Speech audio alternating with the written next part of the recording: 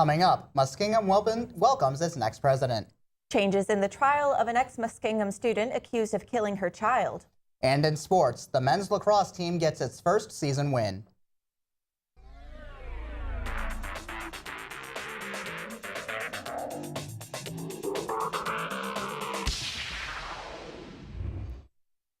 Welcome to the Muskie Daily. I'm Lindsay Graff. And I'm Chris Morgan. New Concord lost a beloved member of its community yesterday. Daniel Craig Adams, the athletic director of John Glenn High School, passed away after a hard-fought battle with cancer. A graduate himself of John Glenn High, Adams spent 22 years of his life devoted to an administrative career. Throughout his career, he assumed many roles and received many awards for his contributions. Most notably, he earned the distinction of State Athletic Director of the Year as voted by his peers in 2013. A memorial service for Adams will be held at 11 in the morning, Saturday, March 5th at College Drive Presbyterian Church in New Concord. Muskingum University named Susan Hassler its 21st president on Monday with an official announcement. Led by board chair Hal Burlingame, the president-elect was welcomed to the university in the Roberta A. Smith University Library before students, faculty, and a number of special guests. Current President Ann Steele gave her successor a replica presidential medallion to represent the coming change in office.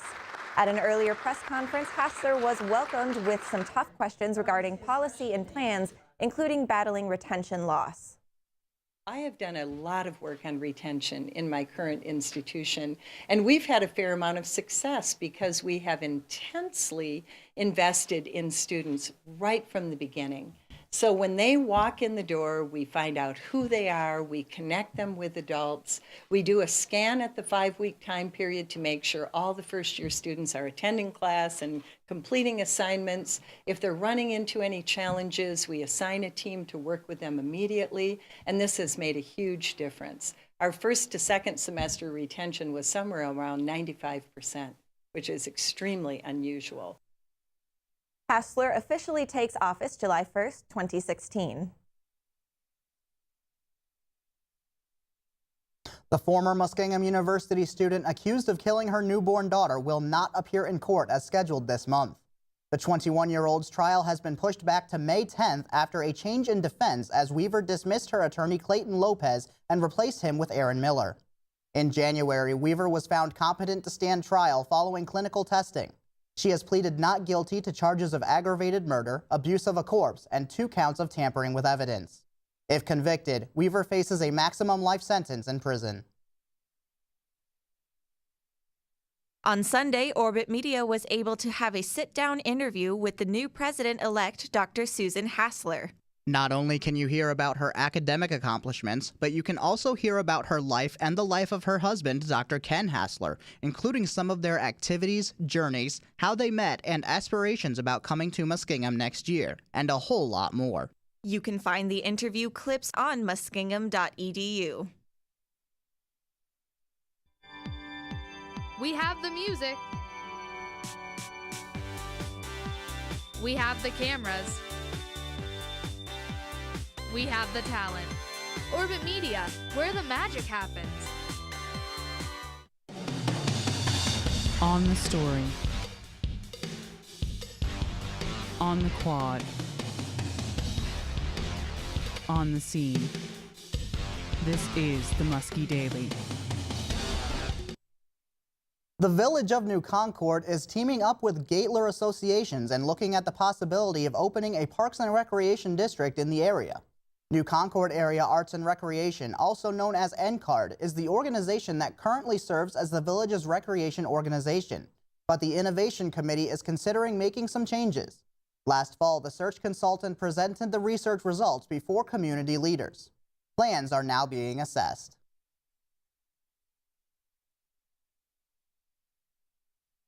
The New Concord Block Party took place at the New Concord Elementary School this past Sunday. The block party was a way to bring the community in together for a day of outdoor activities. New Concord residents of all ages were seen participating in a variety of activities such as archery, campfire building, hatchet throwing, BB gun shooting, and land canoeing. The New Concord block party started at 2 in the afternoon and lasted until 6 in the evening. Students experiencing car trouble who feel unsafe on campus are encouraged to call Muskingum University Campus Police. The University Police offers several services, including giving rides to injured students. Chief of Police Daniel Vincent also encourages students to call if they feel unsafe walking around campus. If you're afraid, it's dark. If you come out of class or out of the library from studying and you were in there later than you thought and it's dark and you don't feel comfortable walking, call University Police. We'll pick you up and take you back to your dorm.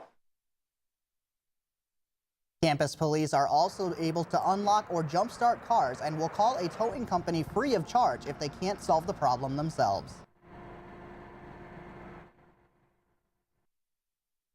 Students interested in opportunities for internships still have the chance to apply. You can log on to mcbi.info and fill out internship applications under the About Us tab. The application must be submitted by March 4th. Select applicants will be chosen and informed when and where they will have an interview. From this point on, only 7 people will be called in for a final interview, where only 4 will be selected for internship positions. The 4 selected interns will receive free housing and utilities while they complete their internships from May till July. Career Services is a program that allows students to be able to get a head start in preparing for a career. Career Services provides students with the necessary resources they need in order to help them make the transition from Muskingum University to the real world. Students also have the ability to pursue information on internships by taking courses that are designed to teach the professional development that is required for interns. Career Services are open from 8 in the morning to 5 in the evening on Mondays, Wednesdays, and Fridays, and from 8 in the morning to 6:30 in the evening on Tuesdays and Thursdays. Coming up, Peyton will have a look at the latest weather forecast. He'll also have the full story on latest lacrosse action. Stay updated on decisions being made on campus by tuning into Student Senate here on Orbit TV. Student Senate meetings air every Tuesday at 11 in the evening and Wednesdays through Sundays at 10 in the morning and 6 and 11 in the evening. A team led with experience, reporters forged from ethics, and a crew dedicated to bringing the knowledge. This is the Muskie Daily, the #1 rated college television broadcasters in New Concord.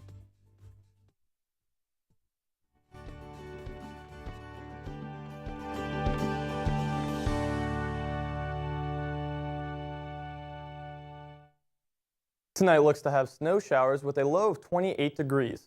Chance of precipitation is 80%. Snow accumulation of less than 1 inch possible.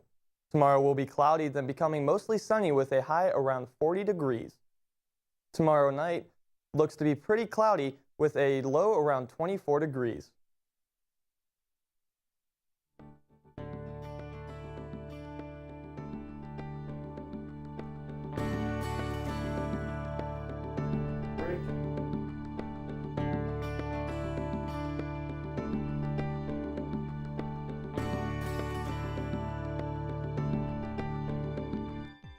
We have the music. We have the cameras. We have the talent. Orbit Media, where the magic happens. On the story. On the quad. On the scene. This is the Muskie Daily.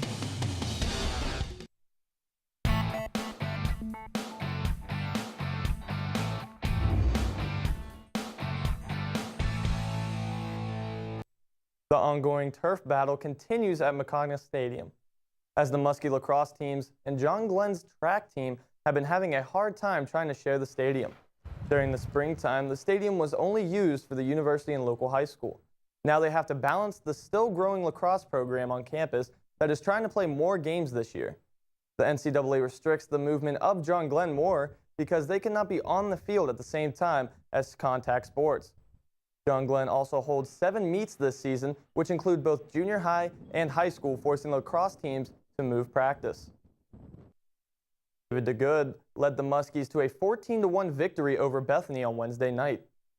DeGood ended the night with 6 points on 4 goals and 2 assists. Tucker Haas was not far behind as he also netted 4 goals and had an assist totaling 5 points for himself. Ian McCougan got himself his second straight hat trick as he netted 3 goals for the Muskies 10 minutes into the game. The lone goal for the Bison came from the stick of Jake Holland on a counterattack early in the second quarter. The Muskies traveled to Greenville, Pennsylvania to face off against the Tomcats of Teal on Wednesday the 9th. Face-off is slated for 1 p.m. After getting their first win in program history, the Fighting Muskies women's lacrosse team did not slow down when they traveled to Hiram to take on the Terriers. Ashley Adams paved the way to the second straight victory with 5 goals in back-to-back games. Muskingum battled Hiram to a 7-5 score at halftime, but pulled away to a 16-10 win, getting their first winning streak in program history. Julie Kelly and Paige Waterman both added the hat tricks to help propel the second half push for the Muskies. The women continue their road stint over spring break as they traveled to North Carolina and play 2 games starting on Monday the 7th against Guilford. Game is slated for 7 p.m. Kissimmee, Florida will be home for the Muskies softball during spring break as the Fighting Muskies will be beginning their season in the Sunshine State. While in Florida, the Muskies will play 12 games in 6 days, having Wednesday, March 9th off for rest. The Muskies will face some local teams such as Bluffton, Hiram, and Westminster, but they will also face schools from Virginia, Massachusetts, and Iowa. The Muskingum baseball team will be an hour away in Winter Haven, Florida to begin their 2016 campaign. The men will play 9 games in 6 days and will face teams from all around the country, including Nebraska. They will see some familiar faces as they take on Waynesburg and Mount St. Joseph. The baseball team will go to Florida with some questions in the outfield after left fielder Austin DeVore suffered a broken fibula on February 16th when he was walking to a friend's house. Last season, DeVore was named second-team All-OAC and led the Muskies in batting average, hits, runs scored, stolen bases, and RBIs. The injury isn't so serious that it required surgery, but it has been reported that he could be out for the next 4 to 6 weeks. Despite that, DeVore has remained optimistic that he will bounce back from injury. That's all for sports, but still to come, Aaron and Matt are back with another one of their 1-minute review. This is Will Mullins, and I want to encourage you to watch Chapel on Orbit TV Friday, Saturday, and Sunday at 5 p.m. and 10 p.m. Thanks. Find out what decisions are being made at Student Senate that could affect your campus organization by tuning into Orbit TV on Tuesdays at 11 in the evening, and again on Wednesday through Sunday at 10 in the morning and 6 and 11 in the evening. On this edition of 1 Minute Review, Aaron and Matt review the 88th Annual Academy Awards Extravaganza and its winners. Leonardo DiCaprio! 88th Oscars happened this last Sunday. Leonardo finally won an Oscar after 5 nominations, like 25 years. He won Best Actor for The Revenant, which also won Best Cinematography and Best Director. Yes, and then Mad Max won the Oscars. Yes, it won everything except visual effects. Which is weird because it was visually amazing, and that's why people liked it. I'm pretty sure it lost because they meshed together special effects with visual effects. But that's a different. Yeah, that's a totally good op. But yeah, 6 out of 10. That's pretty decent if you ask me. 60%. Spotlight won Best Picture.